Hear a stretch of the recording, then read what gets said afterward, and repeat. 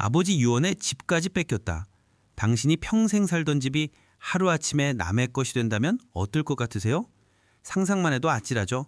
네, 이 이야기는 우리 주변에서 실제로 벌어질 수 있어서 문제입니다. 저희 채널은 여러분의 귀한 시간을 아껴드릴 법률 전문가들의 알짜 정보만 골라 담습니다. 누구보다 빠르게 함께 하시려면 구독 버튼 한 번만 살짝 눌러주세요. 나는 50년 넘게 이 집에서 살았어. 너희 아빠랑 우리 아이들 다 여기서 키웠는데. 어머니의 떨리는 목소리가 아직도 귓가에 생생합니다. 며칠 전 아버지의 갑작스러운 별세 후였습니다. 장례를 치른 지 며칠도 채 되지 않아 막내 동생이 던진 말 한마디는 그야말로 천청병력 같았죠. 어머니, 죄송하지만 아버지가 생전에 이 집이랑 통장 전부 저한테 주셨어요. 이제 이 집은 제 명이에요. 충격이었습니다. 평생 아버지의 뒷바라지를 하며 이 집을 지켜온 어머니와 다른 형제들은 말문이 막혔습니다. 아버지가 돌아가시기 몇 달 전 막내 동생에게만 모든 재산을 생전 증여 형태로 넘기신 겁니다. 아버지는 왜 우리에게 아무 말씀도 없으셨을까요? 그리고 어머니의 몫은, 다른 자식들의 몫은 도대체 어디로 사라진 걸까요? 막내 동생은 아버지의 유언이라며 법적으로 아무 문제 없다고 주장했습니다. 하지만 어머니는 당장 살 곳조차 불투명해졌고 형제들은 배신감과 억울함에 치를 떨었습니다. 돈이 문제가 아니었습니다. 평생 가족을 위해 헌신했던 어머니의 삶, 그리고 형제로서의 최소한의 존중이 무시당한 기분이었죠. 이대로라면 어머니는 길거리에 나앉을 수도 있었습니다. 혹시 이런 상황을 겪는 분들이 계시다면 절대 주저하지 마세요. 아버지의 마지막 유언이 전부가 아닐 수도 있습니다. 법은 가장 최소한의 가족의 몫을 지키도록 만들어져 있습니다. 우리는 이 충격적인 상황을 뒤집을 단 하나의 희망, 유류분이라는 것을 알게 되었습니다. 저희 채널은 실질적인 정보만을 다루니 놓치지 않도록 구독과 알림 설정 부탁드립니다. 이대로 포기할 순 없었습니다. 어머니의 억울함, 그리고 가족을 지키기 위한 이 싸움의 다음 이야기가 궁금하시죠? 다음에는 이 막막한 상황을 어떻게 헤쳐나가기 시작했는지 그 첫걸음을 공개합니다. 화면에 보이는 구독 버튼 꼭 눌러주시고 채널과 함께 해주세요. 혹시 이런 경험 있으신가요? 갑자기 가족 중 누군가가 연락을 끊거나 태도가 돌변하는 순간, 재산 앞에 혈연마저 무색해지는 그 싸늘한 말입니다. 막내 동생의 태도는 갈수록 냉정해졌습니다. 이건 아버지 뜻이야, 법대로 해 라는 말을 듣고 나니 이제 더 이상 감정적으로 호소할 단계가 아니라는 걸 깨달았습니다. 결국 저희는 변호사님을 찾아갔습니다. 변호사님은 아버지의 생전 증여가 아무리 확실하더라도 최소한의 가족 몫을 법적으로 보장받을 수 있는 제도가 있다고 말씀해 주셨습니다. 그게 바로 유류분 반환 청구권이었습니다. 변호사님의 설명을 들으면서 유류분이라는 단어가 주는 무게감을 비로소 실감했습니다. 법은 배우자와 자녀에게 법정 상속분의 절반을, 형제자매에게는 3분의 1을 최소한으로 보장해 줍니다. 아버지께서 모든 재산을 막내에게 주셨다 하더라도 어머니와 우리 형제들의 최소한의 권리가 법적으로 남아있다는 뜻이었죠. 이 소식을 듣고 어머니는 겨우 눈물을 닦으셨습니다. 하지만 변호사님은 가장 중요한 사실을 강조하셨습니다. 유류분 청구권에는 시간이라는 무서운 제약이 있다는 겁니다. 아버지가 돌아가신 시점 혹은 증여 사실을 안 날로부터 정해진 기간 안에 소송을 제기해야만 했습니다. 이 기간을 놓치면 우리의 최소한의 권리마저 영원히 사라져버린다는 사실에 심장이 덜컥 내려앉았습니다. 시간과의 싸움이었죠. 막내 동생은 여전히 강경했고 소송을 하려니 가족 간의 정이 완전히 끊어지는 것 같아 마음이 무거웠습니다. 하지만 어머니가 갈 곳이 없다는 현실, 그리고 불공평한 상황을 바로잡아야 한다는 의무감이 더 컸습니다. 결국 저희는 유류분 반환 청구 소송을 결심했습니다. 법정으로 가는 길, 그 문턱을 넘기 직전의 긴장감은 말로 표현할 수 없었습니다. 과연 우리는 우리의 몫을 되찾을 수 있을까요? 저희 채널은 실질적인 정보만을 다루니 유익한 법률 정보를 놓치지 않도록 구독과 알림 설정 부탁드립니다. 다음 이야기에서는 소송 과정에서 우리가 발견한 재판의 승패를 가른 결정적인 증거들에 대해 이야기해 보겠습니다. 소송을 시작했지만 처음에는 솔직히 쉽지 않았습니다. 막내 동생 측은 아버지의 생전 증여가 정당했고 아버지를 가장 잘 보살핀 것에 대한 대가였다고 주장했습니다.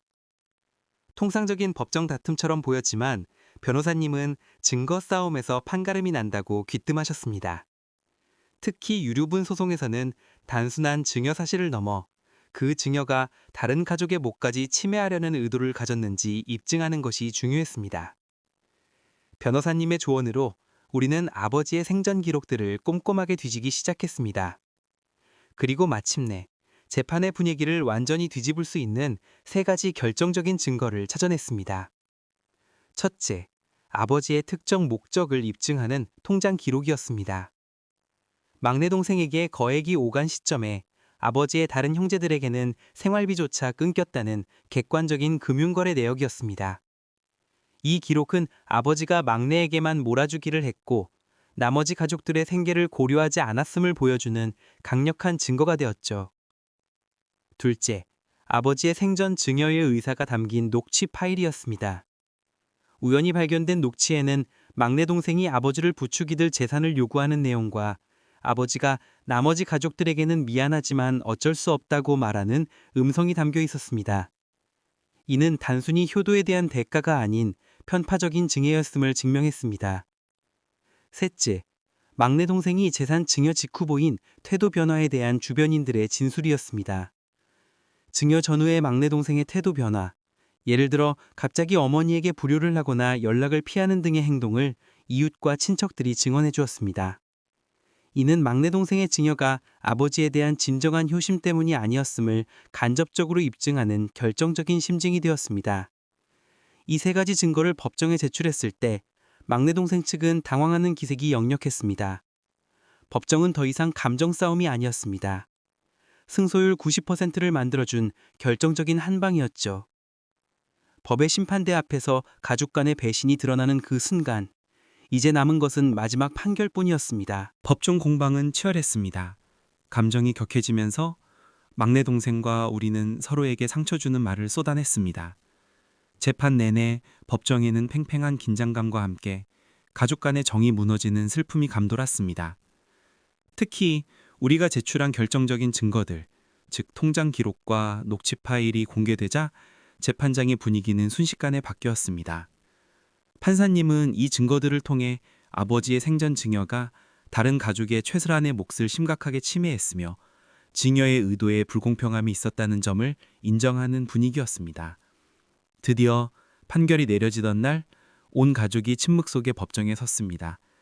판사님의 입에서 유류분 반환 청구, 일부 인용이라는 말이 나오는 순간 어머니는 그제야 안도의 한숨을 내쉬었습니다. 길고 길었던 싸움이었습니다. 법원은 아버지 재산의 일부, 즉 어머니와 다른 형제들의 유류분에 해당하는 금액을 막내 동생이 반환해야 한다고 판결했습니다. 우리는 승소했습니다. 어머니는 집을 지킬 수 있게 되었고 우리는 빼앗겼던 최소한의 몫을 법적으로 되찾았습니다. 하지만 승소의 기쁨보다는 씁쓸함이 더 컸습니다. 재산을 되찾았지만 막내 동생과의 관계는 완전히 파국을 맞았습니다. 재판이 끝난 후 막내 동생은 판결에 불복하지 않고 조용히 저희에게 판결금을 지급했습니다. 동생은 말없이 법정을 떠났고 그 뒷모습에서 우리는 복잡한 감정을 느꼈습니다. 돈은 되찾았지만 형제는 잃은 것 같았습니다. 유류분 제도는 최소한의 가족의 몫을 지켜주는 강력한 법률이지만 동시에 가족 간의 갈등을 가장 극명하게 드러내는 칼날이기도 했습니다.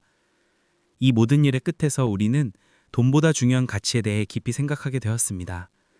다음에는 이 소송을 통해 우리가 깨달은 교훈과 앞으로 이런 비극을 피하고 현명하게 상속을 준비할 수 있는 방법을 전문가의 조언을 통해 자세히 알려드리겠습니다. 길고 고통스러웠던 유리분 소송이 끝났습니다. 어머니는 예전 집에서 평안을 찾으셨고 형제들은 각자의 몫을 돌려받았습니다. 하지만 소송 과정에서 입은 마음의 상처는 쉽게 아물지 않았습니다. 어머니는 종종 말씀하셨습니다. 돈 때문에 자식들 간에 칼을 겨눈 이 시간이 아버지에 대한 마지막 기억이 될까 두렵다고요. 이 소송을 겪으면서 우리는 상속의 본질에 대해 다시 생각하게 되었습니다. 상속은 단순히 재산을 물려주는 행위가 아닙니다. 그것은 자식들에게 나눔의 정신과 가족 간의 사랑을 확인시켜주는 마지막 과정이어야 합니다. 하지만 현실은 어떻습니까? 준비되지 않은 상속은 가족에게 분쟁과 고통만 남깁니다. 그렇다면 유류분 소송이라는 비극을 피하고 현명하게 상속을 준비하려면 어떻게 해야 할까요? 전문가들은 가장 중요한 원칙으로 투명한 소통과 명확한 문서화를 꼽습니다. 첫째, 자녀들에게 재산 상황과 상속 계획을 미리 투명하게 알려주세요. 막연한 기대감이나 오해를 없애는 것이 분쟁 예방의 첫걸음입니다. 둘째, 유언장을 물몬 생전증여를 할 때도 나머지 자녀들의 유리분을 침해하지 않도록 계획적으로 진행해야 합니다. 법률 전문가와 상의하여 공증된 유언장이나 증여계약서를 작성하는 것이 가장 안전합니다. 혹시 이런 비슷한 경험 있으셨다면 혹은 현재 가족 간의 상속 문제로 고민하고 계신다면 댓글로 여러분의 사연을 남겨주세요. 저희가 함께 고민하고 해결책을 찾아드리겠습니다. 상속은 재산의 규모보다 가족에게 남기는 사랑의 깊이가 더 중요합니다. 아버지께서 마지막으로 남기셨어야 할 것은 분쟁의 씨앗이 아닌 모든 자녀를 아끼셨다는 따뜻한 마음이었을 겁니다. 다음 시간에는 더 유용한 내용으로 찾아뵙겠습니다. 화면에 보이는 구독 버튼 꼭 눌러주시고 채널과 함께 해주세요.